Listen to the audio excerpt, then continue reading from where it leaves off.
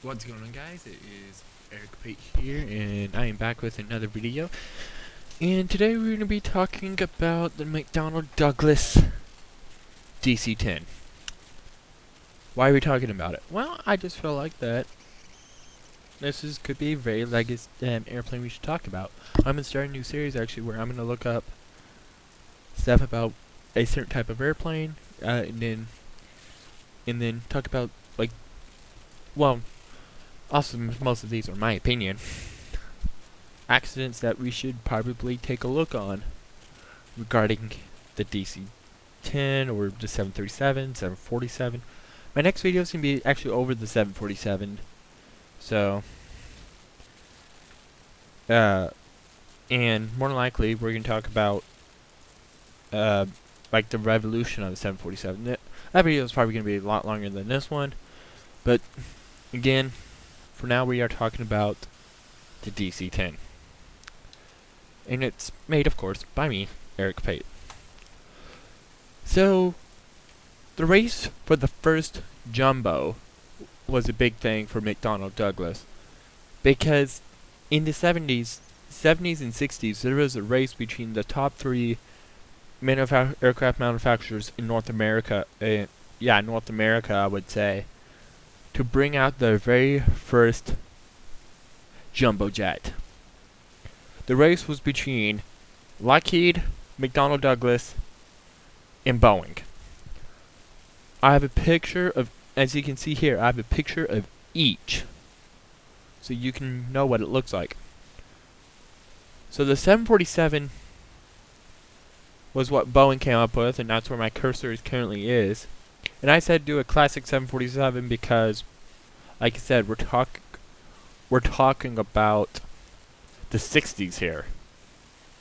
So that's why I just did a classic 747, because we're talking about the 60s/70s. Then Lockheed came up with the L-1011. Where my cursor currently is what the L-1011 looks like. You can tell it's not a very much difference to the DC-10.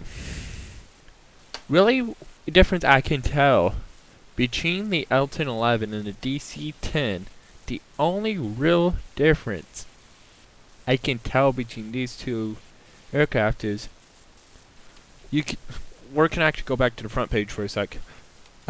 Because this photo doesn't really show it because the wing is blocking a good half the engine. So we're going to go back to the first slide. You can see the DC-10 engine, tail engine actually runs through the whole plane, the whole tail fin. Versus the L-1011, it doesn't really you can see it doesn't really do that. So that's really the only difference I see in the L-1011 and DC-10.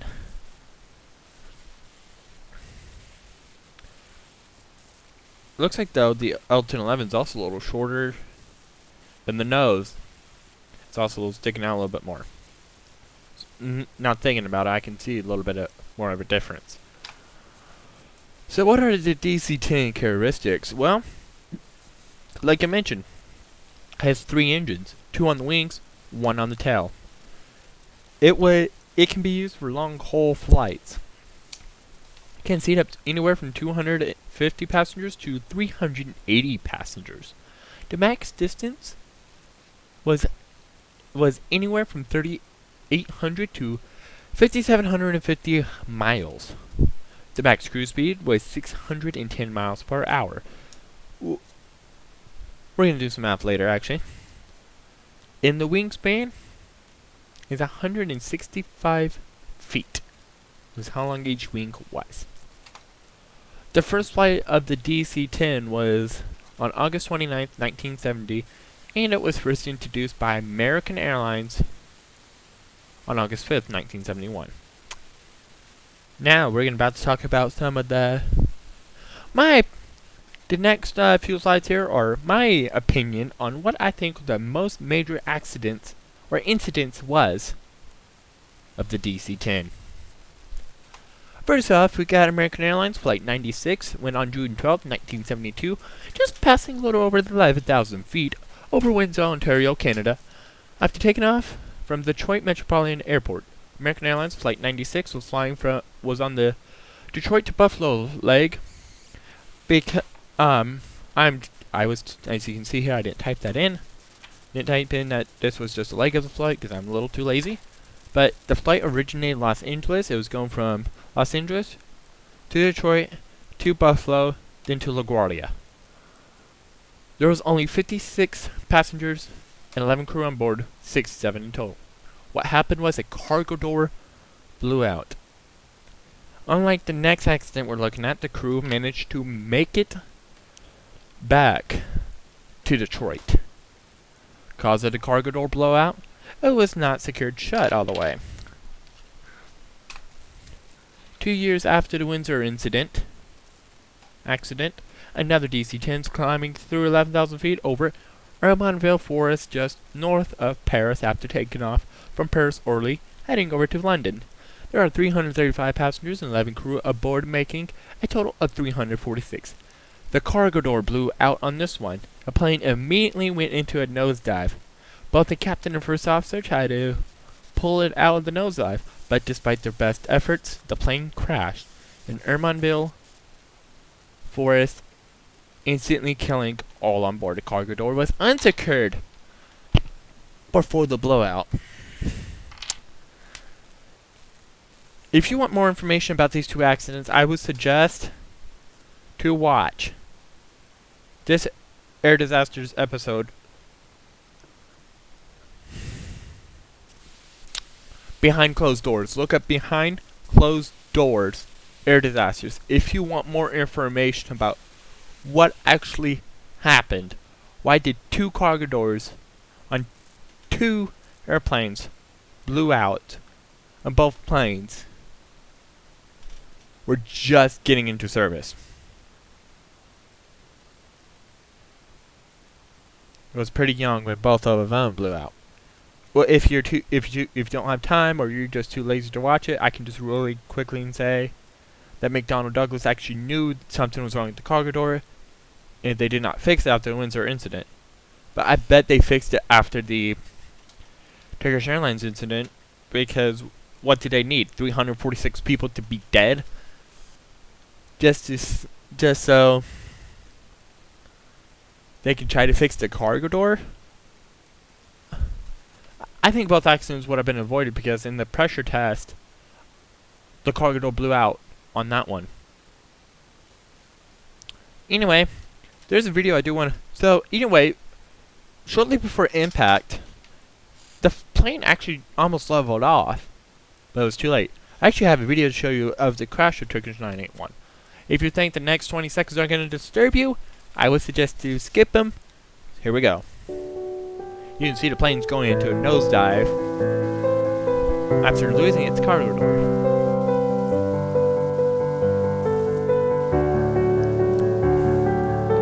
And then it kind of straightens out before impact, but it was too little, too late. Whatever they would have done, everything they did, those two pilots, everything they did, it wasn't enough. Eric, I have a question for you. Yeah, go ahead. Why didn't American Airlines Flight 96 make it back, but Turkish 981 never stood a chance? Let me tell you why. Weight was a big difference. Okay? You notice when I was talking about American 96, I said there was only 67 people aboard the DC-10. DC-10 can, like I mentioned earlier, can sit up to almost 400 people. So the plane was basically empty on the American Airlines flight. When on 981, that leg of the trip is usually empty. But there was a strike out of British Airlines, and a lot of people got rebooked on Turkish 981 for the Paris to London leg. So weight was actually a big difference because the extra weight actually added on to the pressure of the flight controls. So when the cargo door blew out on the Turkish Airlines plane, the flight controls were basically severed. In that air disasters episode I was just talking about, behind closed doors, I can bet there was a couple seats that were occupied by people. I can guarantee you those people probably hit the ground before 981 even crashed. Before Turkish 981 crashed.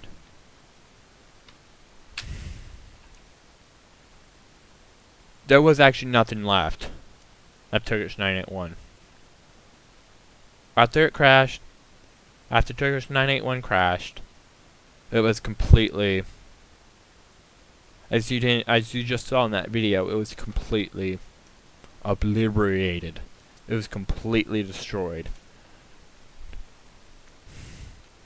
McDonnell Douglas actually got sued because a lot of people from the Turkish Airlines, like a lot of their families, they were wanting to know what happened, and then one guy was actually writing a book about the DC-10, and then somebody told him, you gotta look at the Windsor incident. And as soon as things was speculation around the Windsor incident, basically everybody on Turkish 981, like the families of Turkish 981, they knew that McDonnell Douglas knew about this. Second, those families found out that that crash could have been avoided. They were pretty upset with McDonnell Douglas. I would have been too. They knew something was wrong with the plane. Anyway, enough chit chatting about Turkish 981 and American 96. If I want to make a whole 10-minute video about this, I would. So, the next one we're looking at is American Airlines Flight 191. If you were, I say, alive in about the 70s, you probably remember this one pretty well. Or if you live in the Chicago area, you probably know about this pretty well too. American Airlines Flight 191 on May 25th, 1979. American Airlines Flight 191 was just taken off from Chicago International Airport, heading to Los Angeles. Total of 271 people on board. That was 258 passengers and 13 crew. As the wheels left the runway, the number one engine detached. "Damn!" was the first word after takeoff from the first officer. He was actually flying the plane. The plane rolled to the left and crashed into a hangar, killing everybody on board and 2 people on the ground, equaling a total of 273 deaths. The cause of the detachment was an improper engine change at Tulsa 8 weeks before the crash. A microscopic crack was made, and then as the plane was rotating off the ground, it gave way. And when people talk about American 981 too, I chose this photo for a reason, because it's a pretty popular photo. If you hear about the crash of American Airlines Flight 191, more than likely one of the first photos you're going to see is the photo I included here. Because this is probably the most popular photo of American 191. This was shortly before it hit the hangar.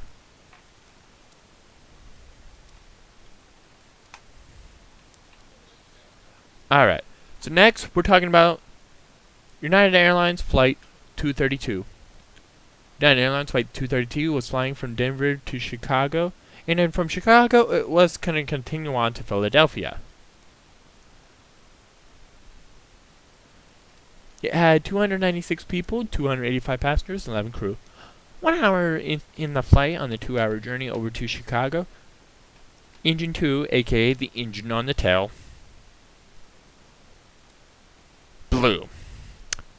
Quickly, the crew shut down the problem engine. They could have continued on to Chicago,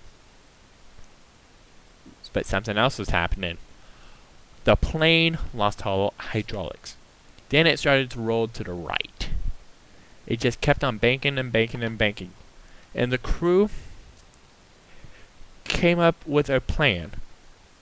So, I'm going to go ahead. I know I talked about it a lot, the Windsor incident. But in the Windsor incident, what the captain decided to do was there was a trick. Because captain had very minimal control with the ailerons, flaps, and all that on American 96. He had very, very minimal control. So what did he do? He was controlling the plane with the engines. So what he did was, if he wanted, and it was a little faster too.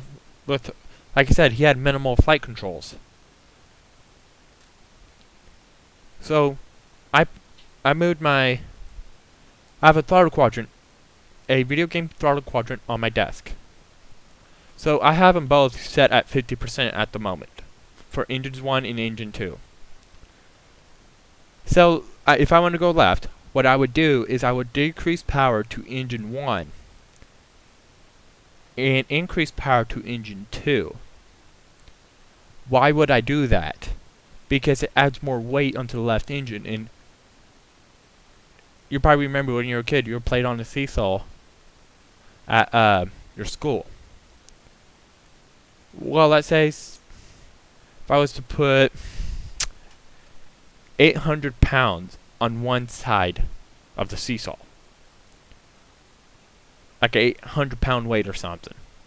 I'm just making something up, by the way, guys. I'm just making something up on one side, but the other side, I put a 1,000-pound rock. So on the side with the 1,000 pound, it's more likely going to go down. So when they decrease power to the engine, with me decrease power to engine 1, I'm basically adding weight to engine 1 to where the plane can turn left. Set it both back at 50. Now just reset both of them back at 50. So if I want to go right, I would decrease power to engine 2. Then I would increase power to engine 1 for the plane to turn right. And if they wanted to go up, they had control. I think they had control of the elevator. Well, they had very minimal control, but it was just enough for them to. But they were dropping pretty quick. Too quick. So what they did was they increased power to the engine to create some lift and whatnot. United 232 was a completely different story. The plane also wanted only to go right. So if they needed to make a 90-degree turn to the left, what they had to do was they had to make a 270 slow 200, and the turns were only slow. So they had to make a slow 270-degree turn to the right. If another cool story about United 232, for those of you that don't know, is that there was a passenger. I call him the passenger who became a crew member, because that's what basically happened that day. Was Danny Fitch, who was a passenger on this flight, asked the flight attendant to ask the captain if he could help. He asked this because Danny Fitch, at the time, was a trainer on the DC-10, meaning he was training people how to fly the DC-10, and he asked the flight attendant to go ask the captain if there's anything that he can do to keep the plane control. A couple minutes later, the flight attendant he asked said, "Can you please come with me?" He and the flight attendant went up to the flight deck, and he could not believe his eyes. He said that everything he was seeing in that cockpit was not a normal cockpit. He said the pilot's knuckles were white. Meaning they were struggling big time to keep that plane flying. And so he asked what should he do? They told him to take the throttles. He said, then the captain said, watch mine and the first officer's head movements, so then he knows what should he do with the engines. The crew knew that there was basically no way, though, that they already actually, at this time, they already made the decision to go to Sioux City, Iowa. With no controls besides the engines, this was not going to be a pretty landing. As you can see in this photo, and we're actually going to watch that. We're actually going to watch it here in a second. You can tell this was not a pretty landing. Shortly before landing, this is something every airline passenger does not want to hear. From the captain. Brace. Brace. Brace. I repeat it again. Brace. Brace. Brace. What is brace exactly? If you have done a tornado drill at school, you have to put like your head between your legs or something, and your hands on the back of your neck. It's a lot like that. It's a lot like that. Trust me, it is a lot like that. But the only difference between your brace position and a tornado drill at your school is if there's a seat in front of you, you need to grab it. And you're also sitting up. You're not like hunched over. You need to be sitting up.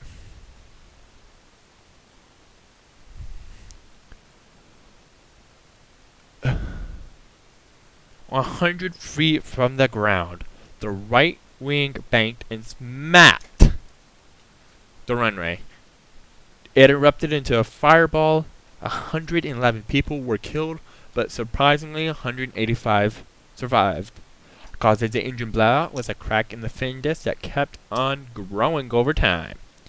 So, why did I put the word surprisingly in front of the number 185? You see this, well, even though we're about to watch it, you see this photo right here? It looked a lot worse. I seriously thought a lot more people died. I thought at least half were gone. But only like, excuse me.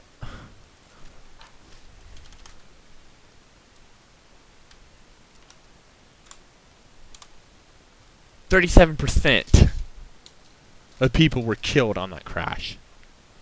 And now, let's take a look at it. And the reason why I'm showing these videos, these are references, so you guys can have a little bigger idea of what I'm trying to say.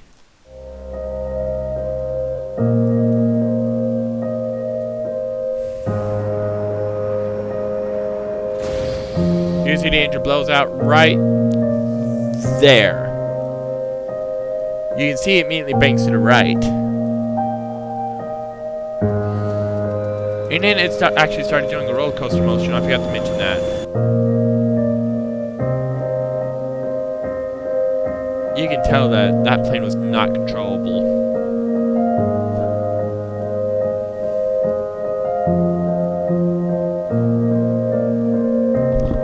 You can tell 100% that this plane is not controllable. There is no way that... I am surprised that this plane did not crash. Well, I'm not surprised that it did not crash earlier. Because look what's about to happen. Yeah, you can see it was a lot worse. Looked a lot worse. Oh my god. That... I am surprised. Like I said, I am very surprised that that plane did not crash at the time when the engine blew. Alright, let's go to the next slide. If you work at FedEx, one of the stories you're going to be I would talk to a guy from at FedEx, and he said that one of the first stories he knew about FedEx was FedEx 705.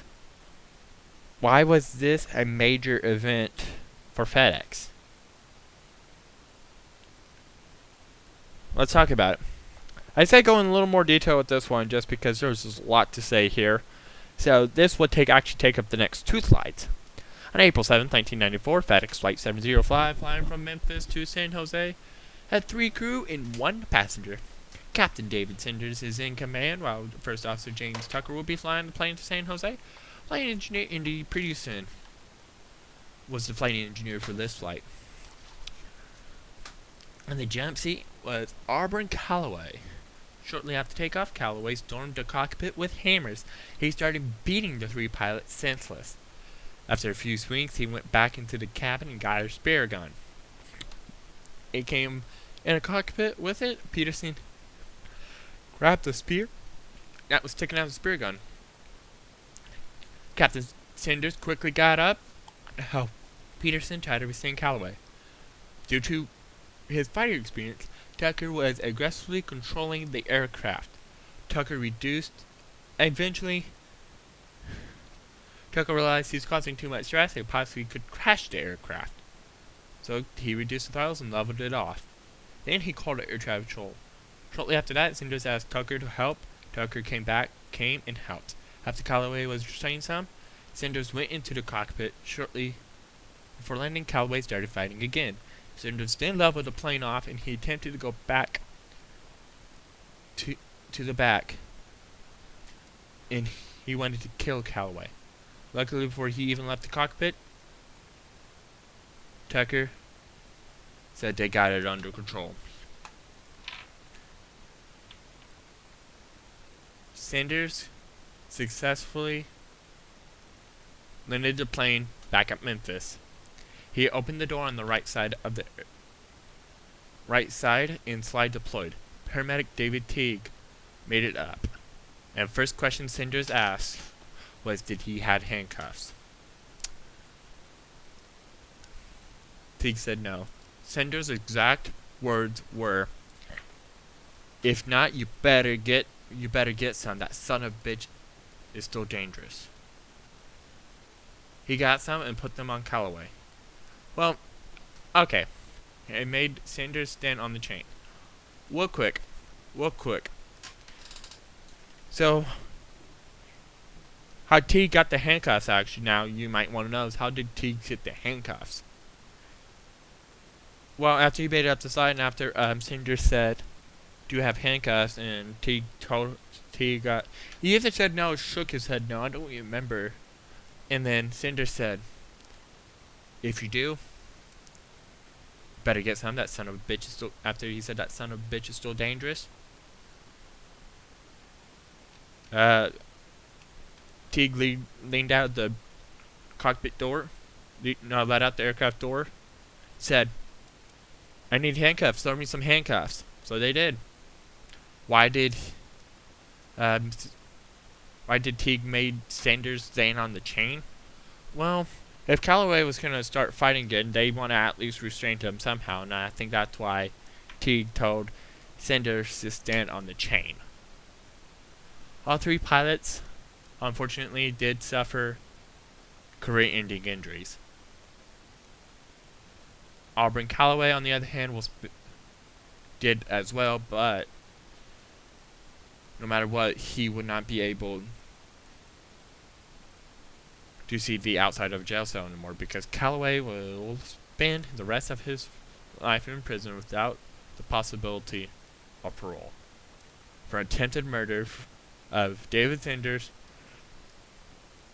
Indy Peterson, and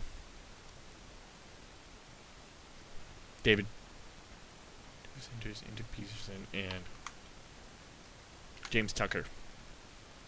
But the 3 pilots were given an award for heroism in this act. I personally think this was an act of heroism between Sanders, Tucker, and Peterson, because those pilots those three guys knew exactly what they're doing. Basically, the very second Auburn Callaway just started beating them mercilessly. They quickly got up and started fighting back. If I could, I will. If you guys want me to, I will also make a whole 10-15 video about this whole situation.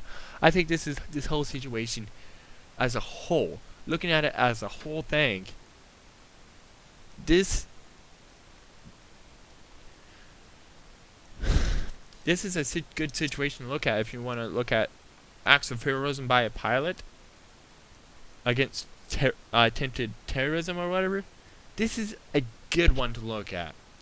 My top 3 picks about heroism when there's hijackers on board is FedEx 705 and United 93.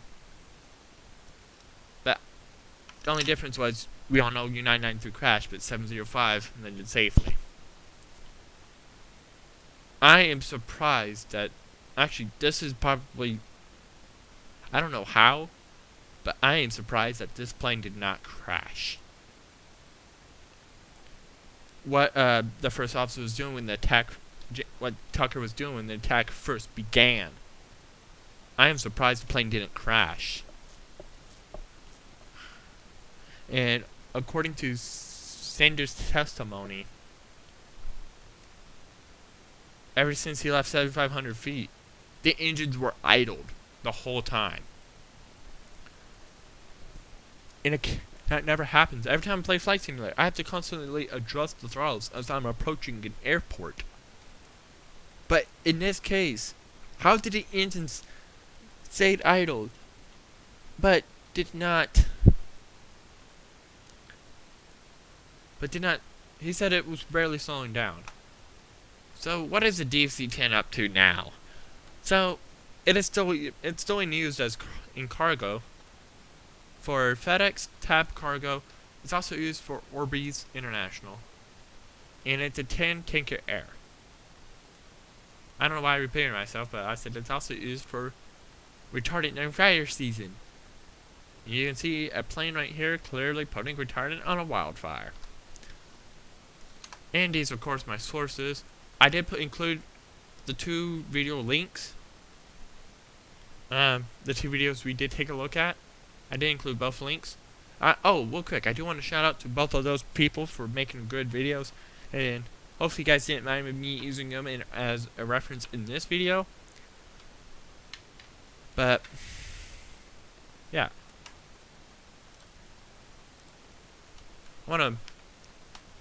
And also in the description, I am actually going to put, if I can find a link to the air disasters I was talking about, I'll definitely put it in the description. Thanks for watching. Like, subscribe, comment, favorite. Be nice, go be awesome. Eric Pate. Don't do what they hate. See you later.